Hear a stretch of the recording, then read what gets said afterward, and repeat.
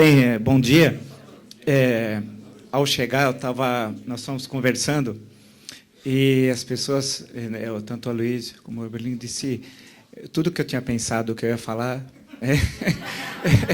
eu tenho que pensar outra coisa, né? Então, que pelo trágico acontecimento de ontem, eu acho que eu vou rapidamente tentar expor para vocês desenhos de cenários de conjuntura brasileira, porque é a minha área que eu trabalho com história política contemporânea brasileira já faz alguns anos.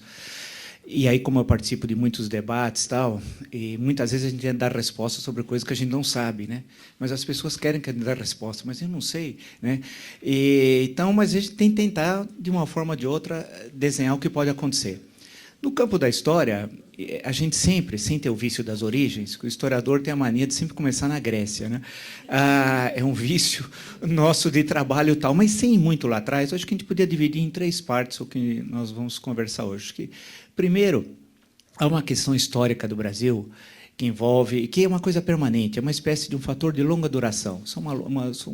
O Brasil sempre teve, no Brasil republicano, uma forte presença do Estado e uma frágil sociedade civil. Isso é uma marca nossa.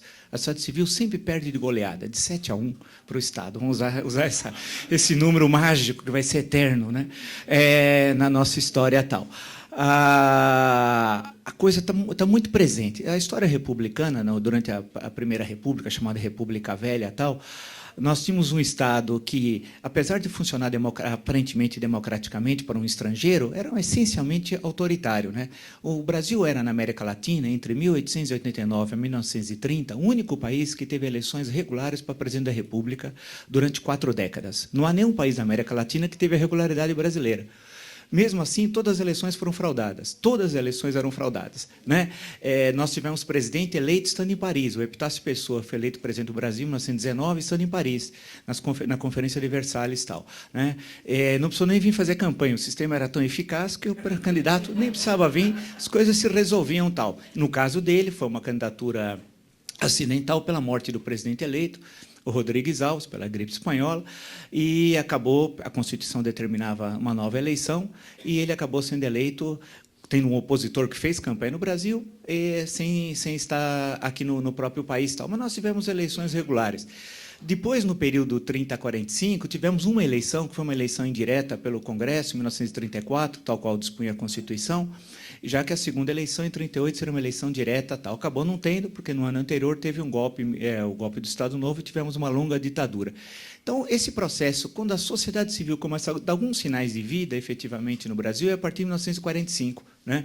No momento, inclusive, em que você tem um grande desenvolvimento econômico no Brasil, é um momento culturalmente, provavelmente o grande momento cultural do Brasil tenha sido ali os anos 40, 50, 60, em termos de produção de leituras do Brasil, projetos nas várias áreas, arquitetura, cinema, literatura, na economia, a presença de estrangeiros que vieram ao Brasil. Em suma, nós temos um momento, acho que muito bom da história do Brasil, e um momento em que começa a ter eleições um pouco mais democráticas, apesar de serem ainda relativamente restritos. O curioso é que todas as eleições, excetuando a eleição de 45, que foi uma eleição muito rápida, durante na prática, foi 2 semanas de campanha e tal, mas as eleições de 50, 55 e 60 sempre ganhou o candidato de oposição. Né? Em 50, o candidato da situação era Cristiano Machado, ganhou Getúlio Vargas. Em 55, o candidato da situação era Juarez Távora, ganhou Juscelino Kubitschek.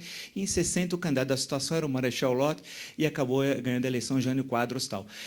Havia, portanto, uma mudança que o país estava passando, com o grande deslocamento populacional do Nordeste para o Sudeste. O maior deslocamento no mundo ocidental depois da guerra ocorreu no Brasil. E um deslocamento populacional que levou a um grande desenvolvimento econômico. Você só pode deslocar milhões de pessoas quando elas encontram emprego, efetivamente. Né?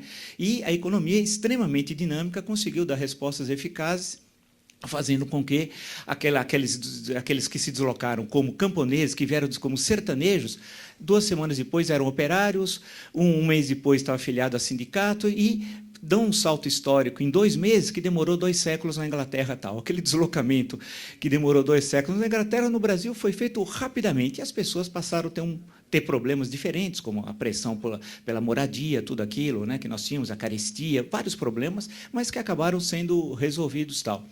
Quando vem o período do regime militar, as eleições passaram a ser indiretas, primeiro pelo Congresso, depois pelo Colégio Eleitoral, nós tivemos um fortalecimento do Estado provavelmente nunca visto na história do Brasil. No campo econômico é inegável, né? Basta ver o número de empresas estatais que foram criadas, mais de quase 200, né? Mas um grande progresso econômico até final dos anos 70. Então, se nós pararmos aí, no mundo ocidental, nenhum país cresceu tanto como o Brasil, como nos primeiros 70 anos o Brasil cresceu, né?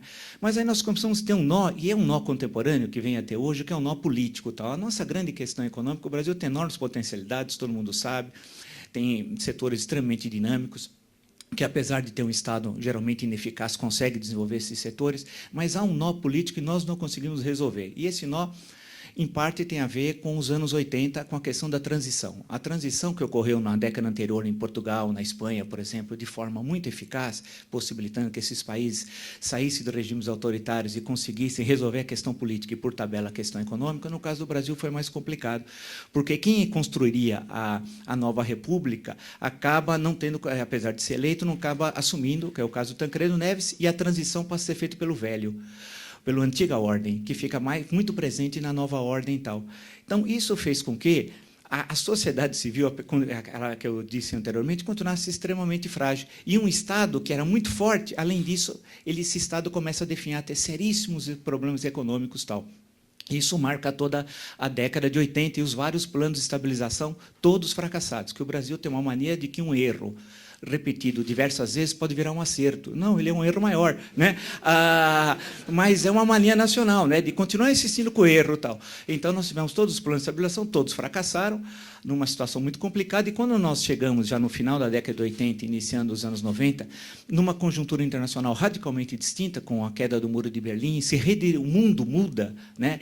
A partir já dos anos 80, havia mudanças na Ásia, como o caso da China, que passa a construir ter uma presença no mercado internacional, alterações internas na China, tudo isso, o Brasil não soube se posicionar. Anteriormente, apesar de toda a precariedade do Estado autoritário, com as nossas dificuldades, o Brasil tinha se posicionado, né, de uma forma ou de outra, tendo uma presença internacional e alterando essa presença internacional ao longo do século XX. Nós ficamos amarrados nos anos 80 com muitas dificuldades e a nossa transição não foi feita de forma eficaz tal.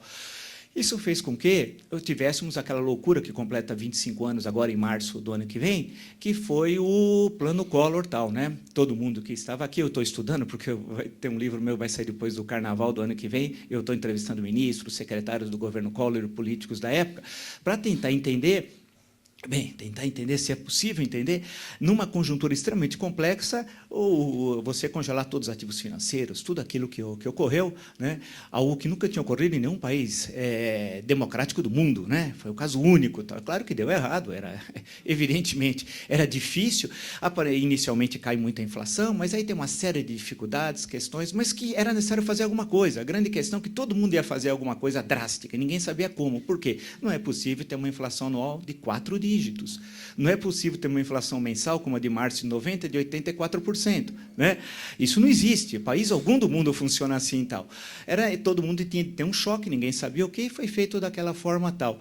É interessante que, quando nós passamos de sair dessa ideia de que o erro repetido diversas vezes vira um acerto, nós abandonamos essa ideia e fazemos uma coisa diferente, que foi o caso do Plano Real, aquilo que aparentemente dava uma ideia de que poderia não dar certo. É bom lembrar que o governo Itamar, quando o Fernando Henrique assume, ele era o 4º ministro da Fazenda. Quarto ministro da Fazenda em um ano e pouco. Ou seja, dava a média de quase um ministro a cada 3 meses. Né?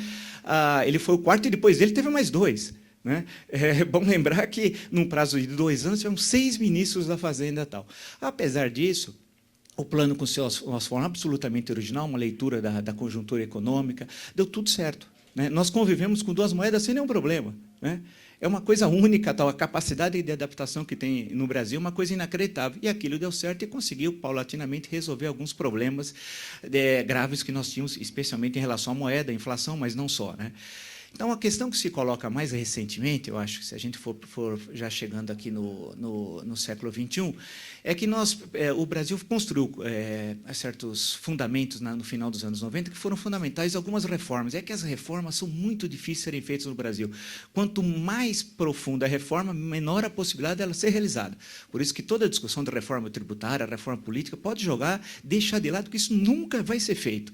Isso é conversa para ocupar espaço. Quando alguém não tem o que falar, fala em reforma tributária, né? Não vai fazer nunca. Os interesses são tão divergentes, tão contraditórios, tão complexos, nas 27 unidades da federação e os interesses da União, que isso é impossível de ser realizado, em parte por causa da Constituição de 88, que criou um pacto constitucional que ingessa uma série de possibilidades de transformações, assim como reforma política. Não vai ocorrer nunca, né? Então, mas isso, mesmo não sendo impossível realizar essas reformas, é muito possível, graças a uma gestão eficiente do Estado, você conseguir desatar alguns nós que são nós fundamentais, oriundos da questão política, mas que resolvem a questão econômica tal.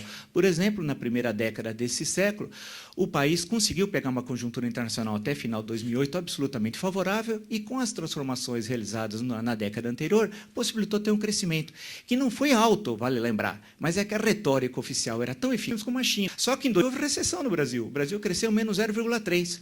Mas o discurso oficial era tão eficaz, parecia que a gente houve recessão, houve crescimento, era tão eficaz, sobrepunha. Mas em 2007, é claro que evidentemente de menos anterior, uma aura de que havia grande possibilidade de uma nova inserção do país no mercado internacional. Mas houve uma ideia também que você sai da crise, não fazendo algumas reformas que eram necessárias, não essas mais estruturais, mas uma gestão melhor do Estado, mas através da mera expansão da demanda e da política de crédito. O que você faz em curto prazo, mas isso não faz a médio prazo, vai ter problemas, como nós temos agora. Então, acho que o cenário, para ir para a nossa segunda questão, né?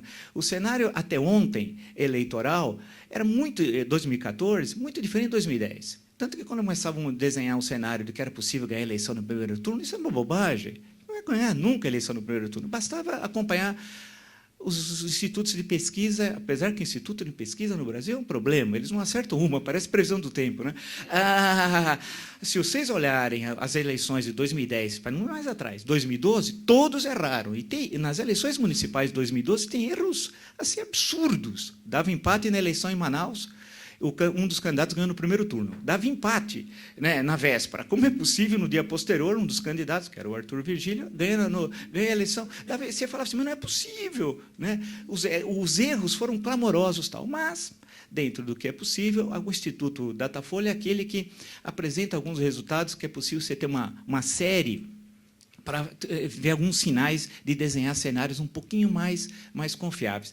Até então, até os acontecimentos, o trágico acontecimento de ontem, o cenário colocado, quem é candidato à reeleição leva enorme vantagem.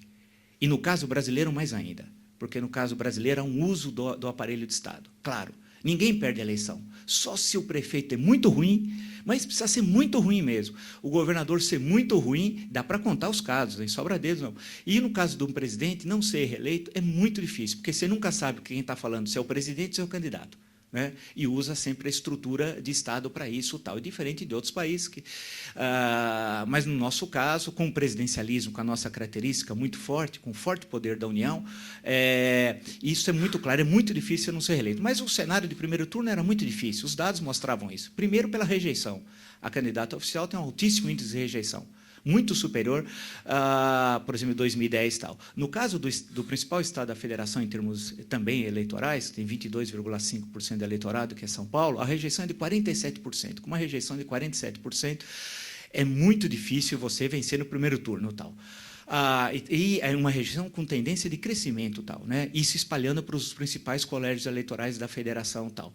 Então, era muito difícil que isso ocorresse. Por outro lado, os dois candidatos de oposição, até aquele momento, não tinham conseguido empolgar efetivamente os eleitores. Mesmo que o candidato do PSDB tenha desenhado um cenário mais confiável, com uma equipe econômica, parte dela, inclusive, que tem a ver com o Plano Real, de 1994, tentando apontar os problemas econômicos que o Brasil tem e a necessidade de enfrentá-los. O curioso é que, ao falar que vai enfrentar os problemas criados pelo atual governo, é acusado pelo governo de criar um tarifaço, por exemplo. Um problema que quem conteve os preços e as tarifas é justamente o governo atual, né? Então, nós temos umas coisas meio kafkianas. Por isso que o Tom Jobim tinha muita razão. O Brasil não é um país para principiante, né? É um país muito complicado de ser entendido, né? Você você olha, você fica meio perdido. Ora, você fala uma coisa, aí fala assim, não, vai precisar aumentar o preço da gasolina, da energia elétrica, essas coisas óbvias, porque não é possível. Todo mundo que acompanha as questões, por exemplo, que envolvem a Petrobras ou o setor elétrico, sabe que é um rombo fabuloso, tal, né? E alguém tem de fazer alguma coisa, e quem é responsável tem de dizer antes o que vai fazer, não pode esconder o programa, como é prática também. No Brasil, você diz que vai fazer uma coisa e depois da eleição você faz outra tal. Isso, várias vezes, isso já ocorreu.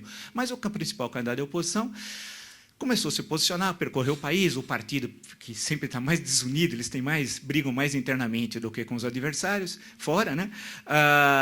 Estava, dessa vez, desenhando um cenário um pouquinho mais orgânico, com a sustentação em vários setores da sociedade, e conseguindo rachar o bloco de 2010, o sólido bloco que levou à eleição de Dilma Rousseff em 2010.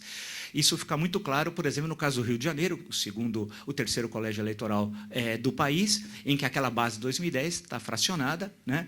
No caso de Minas, o segundo colégio que, em 2002, 2006, 2010, levou a vitória dos candidatos do PT no segundo turno, mesmo que o PSDB tenha ganho as eleições estaduais nessas 3 eleições, mas perdeu a eleição presidencial, agora em 2014, até pelo candidato Semineira, o cenário estava bastante diferente. Em Minas, ele vencendo. E no caso de cenário de outros colégios, como Bahia, passando pelo Nordeste e tal, sem o Sudeste, porque aí no Sudeste a situação do governo sempre era mais desfavorável, e já é mais ou menos histórico isso, também estava havendo divisões, como especialmente num colégio eleitoral extremamente importante como é a Bahia, né? Com um candidato de oposição muito forte, que tendencialmente teria e tem condições, que é o Paulo Souto, de vencer as eleições para o governo estadual e aí puxar votos para o candidato oposicionista. Portanto, o cenário estava desenhado fortalecendo bastante a candidatura do Aécio, tal, ser o candidato que fosse o segundo turno. Por outro lado, a candidatura de Eduardo Campos até então, que nasceu de uma forma, se transformou no ano passado, antes, no prazo final, quando a rede não conseguiu se legalizar daquela forma exigida pelo Tribunal Superior Eleitoral, com a adesão da Marina, acabou mudando a configuração da candidatura, né? E essa candidatura acabou tendo uma inserção, combinando 2 tipos de projetos muito diferentes, né? Um projeto de Marina de 2010, e voltado a determinada leitura da sociedade, em que questões de economia sustentável, meio ambiente são questões muito importantes, e questões das minorias. Por outro lado, o projeto do Eduardo Campos, que é um projeto mais amplo, meio tradicional de esquerda, por tradição até familiar, e alicerçado em alguns setores muito tradicionais, inclusive da política pernambucana, mas não só lá, em outros estados também. Por razões de conveniência eleitoral, houve essa associação, houve essa aliança, mas a candidatura não estava tendo dificuldades de chegar a 2 dígitos, tal, né? Ficava lá entre 8, 9, alguns momentos 10, tinha muita dificuldade, e mesmo no Nordeste, onde o cenário poderia aparentemente ser favorável. Aí a grande questão que se coloca é que Eduardo Campos não era um líder regional, né, do Nordeste, era um líder estadual, assim como o avô. O avô nunca conseguiu ser um líder regional, eu estou me referindo a Miguel Arraes. Era um líder local, tanto que, se tivesse eleições em 3 de outubro de 65, aquelas eleições que acabaram não ocorrendo, que na época a gente já tinha, em 64, adesivos JK 65 e tal, acho que já tinha um adesivo desde quando ele saiu do governo, em 61 e tal, né?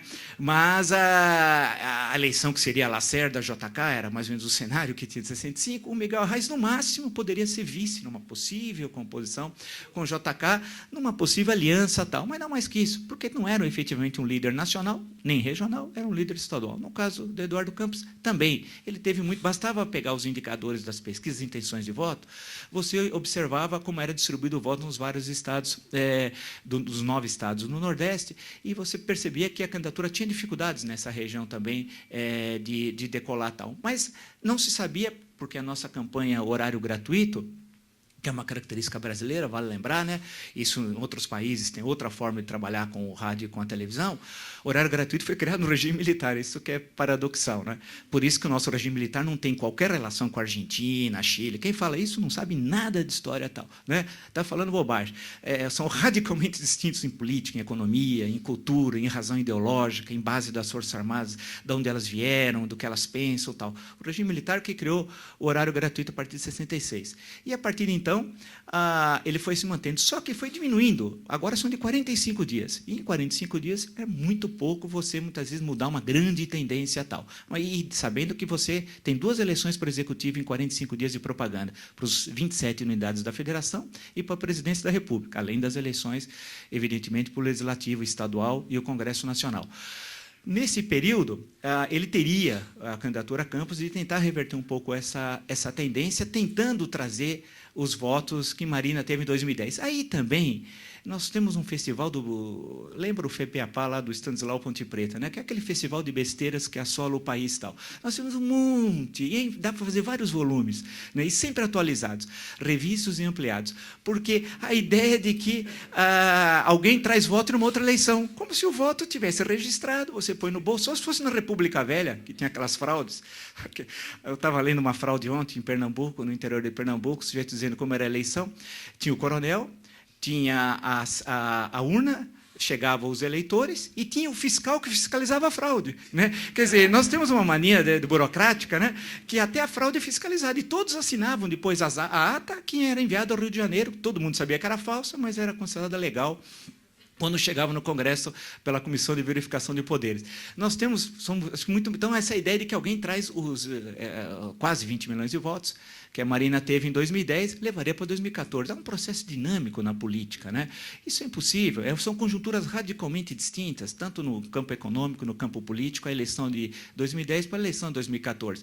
A grande questão é que ela teve muita dificuldade, estava tendo até então, até ontem, de transferir, se é possível ter essa transferência dessa forma. Na verdade, transferência, vale lembrar um parêntese, ocorre em segundo turno.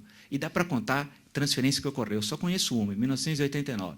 Mas 1989 é uma eleição absolutamente particular, foi uma eleição solteira, caso único na história do Brasil, em que no segundo turno, por exemplo, teve transferência de votos no Rio Grande do Sul e no Rio de Janeiro, no caso de Leonel Brizola, por então candidato Lula, que realmente você pode dizer que teve efetivamente transferência, né? De resto, isso é tudo conversa fiada, tal desse tipo de transferência de alguém que é candidato no primeiro turno, consegue transferir para o segundo turno, ou de uma eleição que ele guarda os votos e transfere para outra.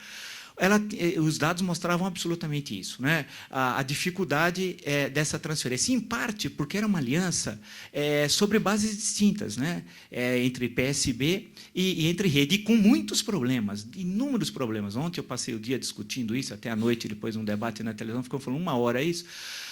Você tem uma organização entre... o PSB tem uma linha política que não tem nada a ver com a rede, são coisas absolutamente distintas, né? Da concepção da economia, das relações políticas, da visão de mundo, tal. Mas tinha uma aliança que quem soldava essa costura de atrito que ocorreu em São Paulo, em Minas Gerais, vale lembrar, nós estamos falando dos 2 maiores colégios eleitorais, nas alianças estaduais aqui, quem costurava era justamente a figura do Eduardo Campos, que era o elemento conciliador, que conseguia resolver esses problemas que estavam ocorrendo, como aqui em São Paulo, por exemplo, em que o vice do candidato Geraldo Alckmin é o presidente estadual do PSB. Né? Portanto, contra a vontade, por exemplo, de Marina, que era contra essa aliança, e não queria que nem a foto dela aparecesse nos comitês eleitorais, muitas vezes, muito menos nos santinhos, etc, etc, etc, etc. Isso a mesma coisa se repetiu também em Minas Gerais, com sérios problemas, no qual o prefeito de Belo Horizonte é do PSB, Márcio Lacerda, aliado, quase que histórico, vamos chamar assim, do PSDB em Minas e do Aécio Neves e tal. E era contra a vontade também de Marina. Portanto, você já tinha problemas ali extremamente complicados, mas que eram resolvidos pela figura do Eduardo Campos. O cenário que era desenhado até então, e o Datafolha mostrava isso numa eventual segundo turno, e eu acho que não era mais do que eventual na existência de um segundo turno, era um cenário absolutamente indefinido. Podia ocorrer qualquer coisa no segundo turno. Podia ter uma vitória de Dilma ou uma vitória de Aécio. A possibilidade do Eduardo Campos ir ao segundo turno era absolutamente remota, para não dizer improvável e para não dizer impossível, né? Então, o cenário era mais ou menos... E sabendo-se que Eduardo Campos provavelmente apoiaria Aécio no segundo turno e dificilmente Marina apoiaria Aécio no segundo turno, né? Repetiria o comportamento de 2010, né? O cenário desenhado era esse. E a campanha começando, dependendo muito do que ocorrer nos principais estados da federação. Tal. O acontecimento de ontem coloca um ponto de interrogação que ninguém sabe o que vai acontecer. Até a gente brincando, dizendo um pouco antes, imagina os dois comitês de Dilma e Aécio, poxa, que passarem em claro, né, de ontem para hoje, para saber o que fazer. O programa já gravado dia 19, eles vão ter de apagar e fazer outro, né, porque começa dia 19, horário gratuito, porque, claro, que todas as referências, e a hipocrisia é uma marca da política brasileira, né, vai começar com homenagens. Aquele mesmo que você atacou violentamente ontem, você vai colocar no céu e vai dizer que ele era seu amigo desde a infância, que se adorava, você fez... Nós já sabemos, né? O Lula o comparou a Collor e ontem chorou falando com a mãe do Eduardo Campos. Então, não tem nenhum problema. Essa é a marca nacional, né? Então, é como se nós não tivéssemos memória. Em parte não temos. O Ivan Lessa, um grande jornalista, carioca, paulista, na verdade, mas que passou a maior parte da vida no Rio de Janeiro, o Ivan Lessa dizia que a cada 15 anos nós esquecemos o que aconteceu nos últimos 15. Né? E por isso que ele passou a maior parte da vida dele na Inglaterra. Né? Resolveu ficar trabalhando na BBC, porque nós temos coisas que a gente esquece muito rapidamente. Isso pode ter o lado positivo, por isso que ninguém leva a sério as divergências políticas, ideológicas, religiosas, pode ter o lado bom, né? Quando a gente vê a tragédia do Oriente Médio e tal. Agora, a questão colocada agora aqui é esse cenário a partir dos trágicos acontecimentos de ontem e tal. É muito difícil, né? Porque o Datafolha, claro, já era sabido, ontem mesmo, numa discussão que eu participei, eu falei, eu tenho certeza, vai fazer a pesquisa e vai sair no sábado à noite, os resultados no jornal de domingo. Vai sair a pesquisa com a Marina, que ela tem de se lançar candidata, deve se lançar até o dia 18, caso se lance também, que é uma pergunta, né? Pode não ter candidato, seria um primeiro cenário, que é bastante improvável. Outro, o PSB lançar alguém para presidente e não a Marina, o que é relativamente improvável. Ela provavelmente poderia não aceitar, inclusive. E o mais provável, assim, em termos de senso político, é ela ser candidata a presidente e a direção do PSB ter um candidato a vice e tal. Numa situação meio anômala, né? Porque o PSB sem Eduardo Campos é nada. É nada, é nada. Se você vai ver nos estados, é uma mistura, porque como não há ideologia no Brasil, se mistura tudo, né? Tudo, né? E as pessoas mudam o seu discurso ao sabor das conveniências, né? Ao sabor do auditório. Então, o PSB é nada. Então, o cenário provável é esse. Você vai fazer a pesquisa da Datafolha. A exposição da Marina, e nós ontem, num debate que eu tive no Jornal da Cultura, é tão grande, vai aparecer o quê? Certamente vai dar um número que não é um número real. É um número que, enquanto você tem esse período de emoção mais que natural, de comoção nacional, que dura uma semana, se tanto. Lembra que eu vi uma comparação hoje num jornal de uma senhora absolutamente equivocada, comparou a morte do Eduardo Campos à morte do Tancredo Neves. Só tem uma coisa igual, a morte. Né? Agora, o significado não tem nada a ver. Eu vi ela falar, eu falei, meu Deus! Né? Eu lembrei até do Castro Alves, oh Deus, onde estás, que não respondes? Eu falei, não é possível, ela não sabe o que ela está falando.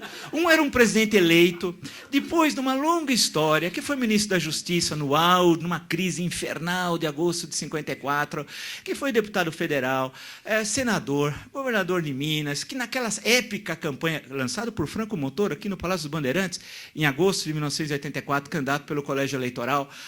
Tudo isso, e numa expectativa que agora, da nova república, o Brasil ia construir e tal, o significado da não posse, depois da doença, daqueles dias, quase 40, até o dia 21 de abril de 1985, foi enorme, a comoção nacional, né, tudo aquilo, não tem nada a ver um fato com o outro. O Eduardo Campos era uma jovem liderança, é importante num país que não renova a sua elite política, mas nunca não tinha, sabe, historicamente, a presença, até porque tinha 49 anos, tal, Tancredo tinha 75, tal, portanto, eram inserções absolutamente distintas. Né? Agora, o significado, portanto, vai aparecer, claro, com uma pesquisa, a gente sabe, não precisa ser estatístico, tal. Depende da forma como você faz, em que momento você faz, você obtém um resultado. A grande pergunta é se você vai ter um resultado permanente ou não. E não vai ter. Porque esse resultado que vai aparecer no final de semana está marcado pela essa superexposição e pela comoção. A pergunta que se coloca, numa campanha tão curta, inclusive nós não sabemos sequer o que a Marina pensa efetivamente sobre a economia brasileira. Porque se você falar vagamente sobre os deuses da floresta, todo mundo fala. Né? Agora, a pergunta é, nós temos questões estruturais da economia brasileira que são complexas. O Eduardo Campos falava.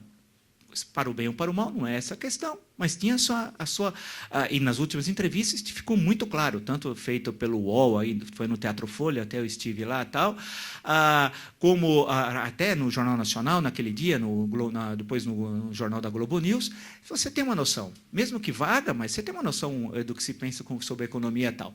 Não é o caso da Marina, que tem uma outra concepção, né? E nós não sabemos o que ela pensa sobre a economia brasileira, sobre as grandes questões nacionais nós sabemos sobre outros pontos, especialmente sobre a questão do meio ambiente, etc. Tal. Apesar que a floresta amazônica nunca queimou tanto quando ela foi ministra do meio ambiente. Porém, basta pegar os dados. Eu tenho isso, escrevi, pesquisei e tal, um livro chamado Década Perdida, que saiu no final do ano passado. Tem lá, isso é verdade, você não pode dizer, os dados demonstram isso, mas pode ter sido um mero acaso. Agora, a questão que se coloca é o que ela pensa efetivamente, que reflexo vai ter isso, né? Por outro lado, nós não sabemos se aquele eleitorado que estava com o Eduardo Campos, se ele se movimenta também, se ele permanece ali ou se ele se movimenta para as outras duas candidaturas. Também não sabemos se os que nas intenções de voto dizem que vão votar branco, nulo ou vão se abster. Qual é o movimento desse, que é cerca de 1/3 aproximadamente, qual é o movimento desses?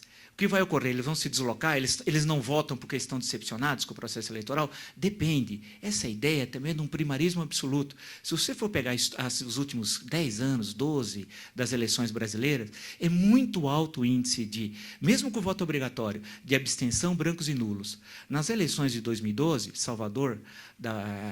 Salvador, na Bahia, se você somar, deu 34%. 34% entre abstenção, brancos e nulos, com voto obrigatório. Né? Então, há um equívoco de que você tem esse número alto porque há uma decepção em relação ao sistema político brasileiro tal. Né? É necessário ver também que, a política nunca fez parte da vida do brasileiro. Isso nunca foi uma coisa importante. Não adianta dizer que foi porque não foi. Assim como nunca a questão do poder local, da administração das cidades, a participação nas questões da sua cidade, do seu bairro, nunca foi. É diferente, por exemplo, do caso norte-americano, que tem uma longa história, desde o século XVII, que não tem nenhuma relação com a história do Brasil. Né? Então, nós vivemos de momentos muito breves. Né? O abolicionismo teve 1, 2 anos, no final, na década de 80 do século XIX, com mobilização, depois desaparece. Aí tivemos alguma coisa nos anos 20, no século XX, depois desaparece. Nós vivemos de fluxo. Outra vez, em 1992, no episódio do impeachment do presidente Collor. Então, você teve uma mobilização, como em 84, durante 4 meses, 3 meses e meio, da campanha das diretas, entre 25 de janeiro ao dia 25 de abril, ali naquele período, né, de 1984. Então, nós vemos disso. Né? Nós não temos essa questão da permanência tal. Então, nesse cenário em que você não tem, a politização não faz parte da nossa história, é um cenário absolutamente definido. É bom lembrar que a configuração eleitoral de 2014, a partir de 2003, e eu percebi isso em 2006, na eleição presidencial, começou a mudar a presença do eleitorado por alguns programas. Se você relacionar, especialmente o programa Bolsa Família, e cruzar, que é o Ministério do Desenvolvimento Social, e cruzar os dados com o Tribunal Superior Eleitoral, de algumas cidades, onde o programa atinge, por exemplo, 90% das pessoas, e tem cidades que chegam a atingir 90%, 95%. Né? E você cruza com os dados, você começa a observar que há uma relação entre onde há a maior presença de famílias atendidas pelo Bolsa Família com a vitória do candidato oficial. Isso é possível você fazer. Eu estudei, no final, quando eu fiz meu trabalho de doutorado, há milênios atrás, eu estudei a questão de Canudos no final do século XIX e tal, né? Os episódios. E eu sempre vou lá para estudar outras coisas, questões da seca, da vida contemporânea. E em 2006 eu estava lá entre o primeiro e o segundo turno, e aí fiz lá até um artigo lá, que depois até saiu com uma edição da Fundação Getúlio Vargas lá nos Estados Unidos faz uns 2 anos. Eu andei mudando, peguei as eleições de 2010 também. Tentando estudar um pouco. Quer dizer, uma cidade de 13 mil habitantes, 2.500 famílias recebem Bolsa Família. Como cada família, no mínimo, tem 4 pessoas, a cidade inteira recebeu a Bolsa Família. Né? Né, é verdade, se você tem, a cidade inteira recebia, acho que só o prefeito, que não recebia também. Né? Aí, porque quem cadastrava era a mulher dele, porque aí eu comecei a ver quem cadastrava, tal. Isso está tudo na rede. Outro dia eu estudei Murici é uma cidade em Alagoas, né? de um senhor que foi presidente do Senado, eu estudei, quem cadastrava era a cunhada dele, quem era o prefeito, o irmão dele, né, quem era o deputado estadual, o irmão, quem era o federal, o filho, que agora é candidato ao governo de Alagoas. Então, você começa a ver como você tem, nesses locais, por exemplo, mudanças como essa que nós estamos discutindo aqui, é zero. É zero. A história se movimenta de forma muito diferente. Nós vamos imaginar, essa comoção ela está restrita a estados onde a política está um pouco mais presente, onde há cidades em que você tem autonomia de vida, em que você pode ser senhor de si próprio, você não é homem de alguém, na tradição coronelística brasileira, do senhor do baraço e do cutelo, lá como dizia Euclides da Cunha, onde você tem autonomia. Então, aí, esses fatos alteram esse eleitorado. Agora, aquele eleitorado que está quase que congelado, petrificado, dominado pelo poder coronelístico, tal, que pode retirar você do cadastro do Bolsa Família a hora que quiser, e você sempre tem, você pode usar os dados do MDS, do Ministério do Desenvolvimento Social, tem aqueles que querem entrar também, que estão esperando. Né? Então, você pode usar aquela arma, sai você, entra ele, porque ele vota em mim, você não. Né? Então, você criou, eu chamei isso uma vez, usando uma imagem do Monteiro Lobato, que é uma espécie de Jeca Tatu High-Tech. A diferença é que você tem o cartão, mas é o Jeca Tatu do mesmo jeito. Né? A figura é a mesma. Você moderniza, mas petrifica a miséria. Você não transforma aquilo. Não existe programa social no mundo igual a esse. Né? Você tem um programa de transição, você entra e sai, você não entra e fica. Isso cria enormes problemas. Tal. Bem, mas o que interessa é que, para esse público, essas questões estão colocadas de fora. Agora, o que nós vamos assistir agora nesses dias, é o que vai acontecer efetivamente. Se nós vamos ter um processo de transição, como é que o PSB vai resolver essa questão, né, que é uma questão que se coloca, se vai fazer o que é mais provável, presume-se, o bom senso político, se a gente estivesse olhando do lado da candidatura Eduardo Campos, a gente faria isso, o bom senso. Você colocaria, então, a candidata, que, inclusive, tinha índice, vale lembrar, né, nas intenções de voto, superior a ele. Né, várias vezes, isso, quando foi testado, tal, isso é bastante conhecido, ela tinha aproximadamente o dobro de intenções de voto que tinha o candidato Eduardo Campos, que era um candidato ainda, vale lembrar, desconhecido de 45% dos pesquisados. Por isso que a televisão é importante, né? Que a gente imagina que a televisão não tem importância, etc. Tal, mas você tem quase que metade do eleitorado que sequer o conhecia. Né? Agora, não era o caso da Marina, pela sua presença muito maior, desde quando era ministra e depois como candidata em 2010. Então, a questão é ver se efetivamente ela vai sair candidata, quem é que o PSB vai lançar como vice, que vai ser alguém da direção do partido, com certeza, esse Roberto Amaral, que é o vice-presidente, que é inimigo da Marina, inclusive, que é aquele que queria construir bomba atômica. Né? Foi brevemente, o Ministério da Tecnologia veio com uma ideia fantástica de construir bomba atômica, tal, que, vez por outra, nós reinventamos essas ideias. Né? O regime militar inventou essa ideia. Eu falei com o ministro, secretário da Ciência e Tecnologia do presidente Fernando Collor, que é o Dr. José Gondenberg. Eu falei, mas como é que resolveu o problema lá da bomba atômica? Não sei se vocês lembram, na Serra do Cachimbo tinha um poço, né, onde seria explodida a bomba atômica, lá no Pará. Ele falou, olha, eu falei com o presidente, que eu falei, olha, nunca me deixaram entrar era Exército e a Marinha, a Aeronáutica não tinha quase nada, os programas clandestinos eram do Exército e da Marinha, mas não me deixam entrar. Aí ele chamou o general Agenor lá, tinha um general lá, né, e falou, não, ele vai entrar em todas onde ele quiser entrar. Bem, ele foi ver a do Exército, isso eu conversei a semana passada. O Gondenberg é incrível, tem 84 anos, continua trabalhando, pesquisando, você está a mil. Aí ele me disse o seguinte, que tinha tantas barreiras para você chegar no reator do Exército, passava por 1, 2, 3, 4, você imaginava que tinha... Quando você olhou o reator, eu falei, isso, era um reatorzinho de plutônio, que é a bomba atômica dos pobres. Olhou e falou, mas isso aí não vai acontecer nada com isso aí. Isso aí nós temos, tanto trabalho, quando você chega, não era nada. Aí ele falou, mas isso daqui 10 anos, mas que 10 anos, não ia acontecer nunca. Era um meio de pegar verbas, né, do governo. Você pegava dinheiro e se promovia na oficialidade também. Né? Você ia subindo mais rápido, por causa da bomba atômica, que não tinha bomba atômica, era uma bomba atômica conaímica, sabe? Não existia. Era farsa tal. Mas a Argentina achando que tinha bomba, que também devia ser igual, provavelmente você ia lá. Não tinha nada, tal. Era uma coisa bem latino-americana, tal, de muita retórica e pouca prática. Né? E no da Marinha, idem. Né? Então, a grande questão é se constrói as coisas, tal, mas isso tem a ver muito com o Estado brasileiro. Então, o que eu acho, para concluir, né, porque acho que já estou chegando no final, não? É que eu não vi a tua plaquinha, eu posso... Não, que a plaquinha eu percebi, mas Ah, tá. Não, porque a plaquinha... É porque nós temos, na América Latina, a maneira da retórica. Eu sempre lembro de um presidente mexicano, foi 5 vezes presidente do século XIX, o Santana. Inclusive, quando houve o episódio do Texas, quando o Texas se separou do México, em 1835, tem aquela longa história. Mas o Santana foi ditador 5 vezes. Tal.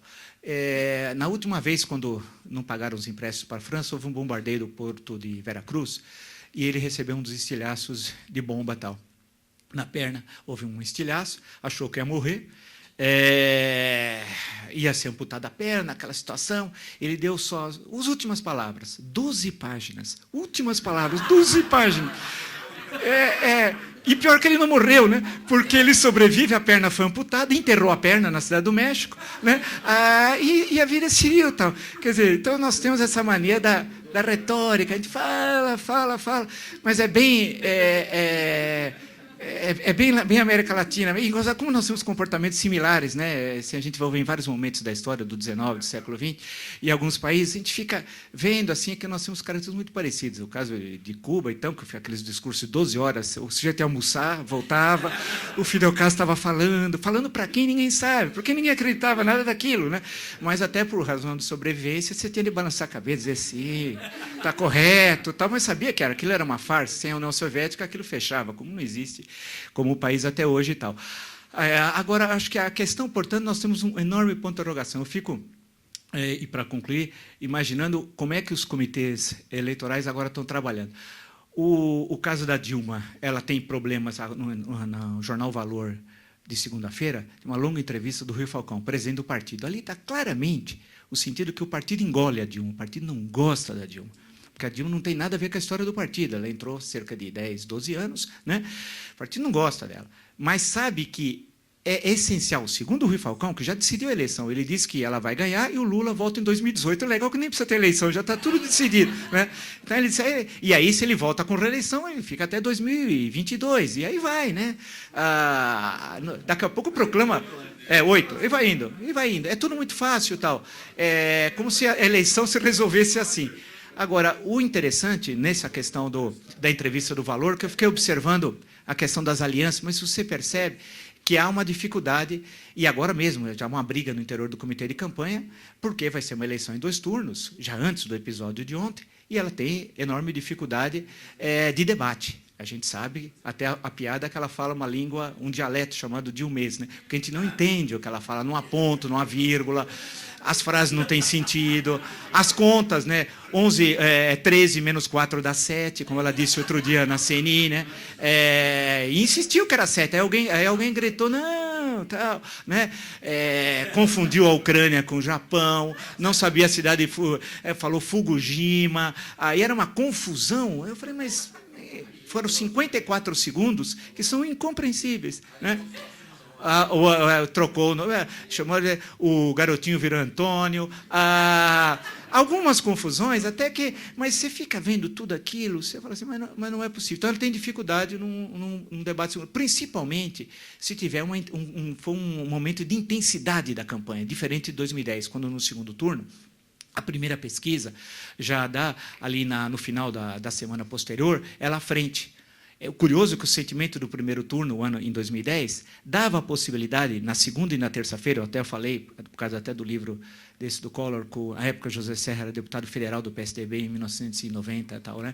Mas até perguntei, não tinha nada a ver sobre a campanha em 2010, mas o sentimento era esse, segunda e terça, depois do primeiro turno, dava a entender que poderia haver uma virada. Aí houve uma confusão, o vice-candidato dele era um rapaz que não tinha a mínima presença nem na cidade do Rio de Janeiro, muito menos no Estado e muito menos no Brasil. Né? Com todo o respeito a ele, porém, politicamente, ele era um zero à esquerda. Né?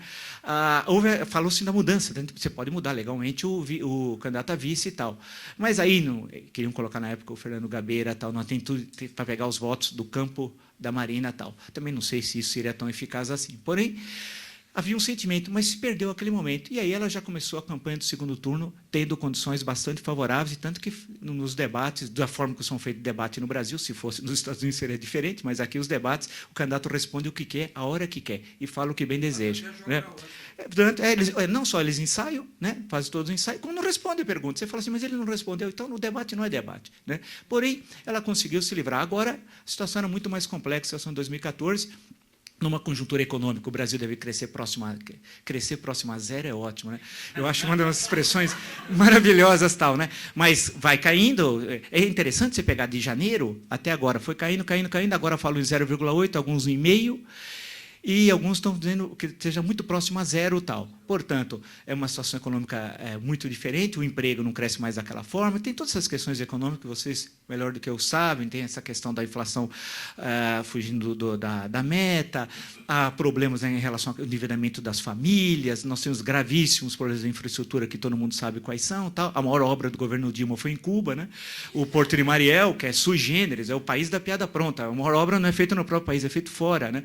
Com dinheiro oficial que não vai ser pago, né? Pelo empréstimo do BNDES, que a gente sabe que isso não vai ser pago. Então, é uma conjuntura complicada. Por outro lado, o Aécio ainda tem dificuldades, apesar que eu tenho visto que ele tem se esforçado de ser um candidato oposicionista. Né? Tem esforçado. Ele não tem, evidentemente, o traquejo, a história do avô, né? Que é uma outra história, né? Que tem uma outra presença, uma outra visão, uma outra sensibilidade e tal. Mas, na esfera estadual, o Aécio sempre foi muito eficaz. Tal, né? Porém, ele está melhorando, mas ainda está muito distante, inclusive com algumas dificuldades de resolver certas questões, mas tem melhorado. Agora, com a Marina, a possibilidade, claro, já era clara, do segundo turno está muito evidente, a pergunta é o que vai acontecer. Esse é o ponto de interrogação, é muito difícil alguém desenhar um cenário de falar assim, o segundo turno vai ser esse, Dilma Aécio, ou Dilma Marina, ou Marina Aécio. Na atual conjuntura, claro que quem é presidente leva uma enorme vantagem. É sempre assim, você tem uma estrutura de Estado. E você pode coagir governadores, não dando verbas, pode fazer isso, como está sendo feito no Piauí, por exemplo. Então, mas leva muita vantagem. A questão que se coloca agora, e eu acho que pode ser inicialmente uma maior dificuldade para o Aécio, que teria a transferência dos votos do Eduardo Campos, da pessoa dele, não isso provavelmente não ocorrerá caso ele vá para o segundo turno, que a Marina faça a transferência tão automática. Portanto, é uma relação muito complicada. Agora, precisa ver se alguém transfere e conclua aí os votos. Porque nos maiores colégios eleitorais do Brasil, no Triângulo de Ferro, aqui, São Paulo, Minas, Rio, essa questão não vai estar colocada, essa questão tão simples de transferência tal. A questão vai estar muito difícil, depende muito das questões estaduais. O Rio, por exemplo, se for 2 candidatos apoiados pela Dilma para o segundo turno, e deve ocorrer no Rio de Janeiro isso, é uma divisão muito grande, como é que vai ficar?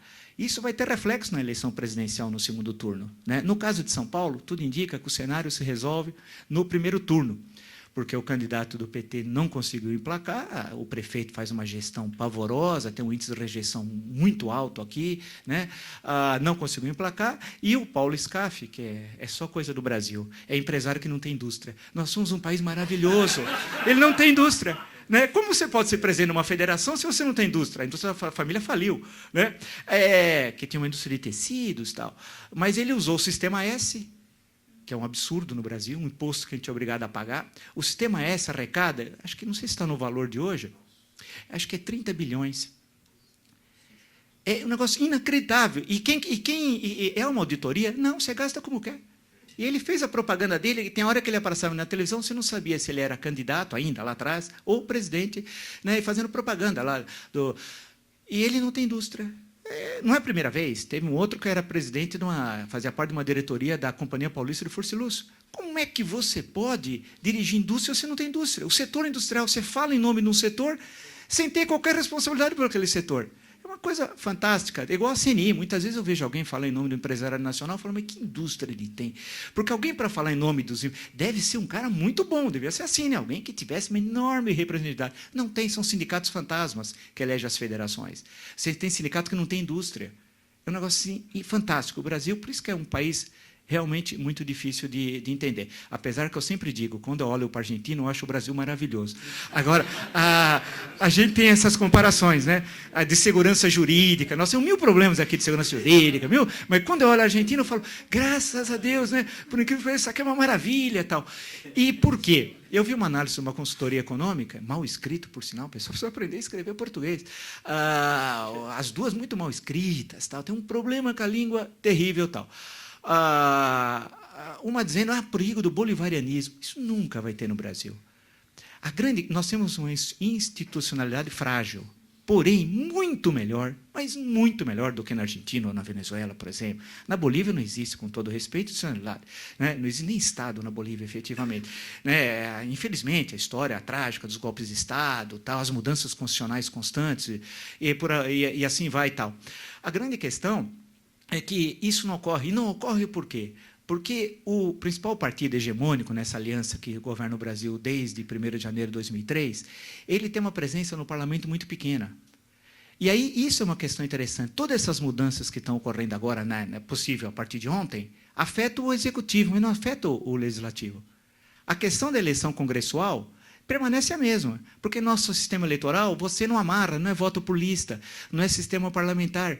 Portanto, essas mudanças que vão ocorrer, evidentemente, no cenário político, após a morte do Eduardo Campos, não altera a eleição para o Congresso, que é 1/3 do Senado e a renovação de toda a Câmara dos Deputados. Tal. Então, de lá, nenhum partido, e nos últimos anos, nas últimas eleições, isso tem demonstrado, consegue, por exemplo, ter 1/4, sequer 1/4 das cadeiras. Né? Sequer isso. Nós temos registrado 32 partidos políticos no país, 32, do qual cerca de 26 têm representação no Congresso. Né? Então, é muito essa não vai alterar. A questão que se coloca é outra, né? Quer dizer, é se aí a polarização do segundo turno e a eleição do futuro presidente do Brasil, que relação esse presidente vai estabelecer com o Congresso?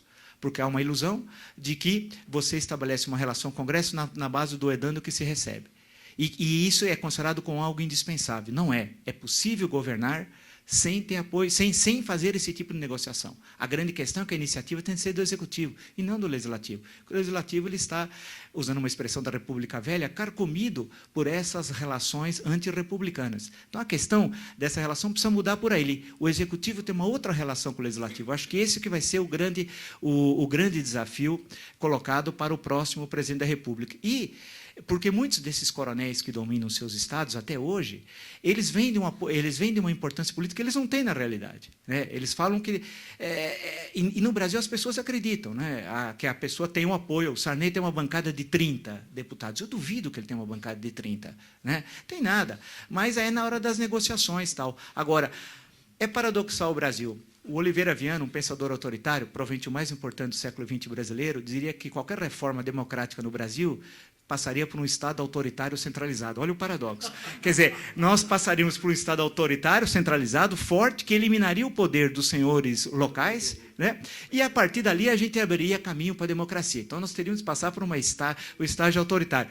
Mas, se a gente observar o Brasil de hoje, a presença do governo federal continua sendo muito forte. Ou seja, qualquer mudança tem de passar por essa relação com os poderes locais. E saber que o poder local só tem presença local porque ele recebe uma torneirinha, ele é alimentado pelo poder federal. No momento que o poder federal fechar essa torneira e buscar ter uma administração, uma gestão empresarial republicana, eficaz, o poder local desaparece. Agora, é necessário ter um presidente que tenha essa coragem, tenha essa eficácia, compre essa briga, vamos dizer, e é possível fazê-la no interior, evidentemente, da democracia, e criar uma forma de gestão eficaz. Né? Porque parte dos problemas econômicos, com uma boa gestão de Estado, você resolve. Não vem dizer que você não governa porque precisa fazer reformas.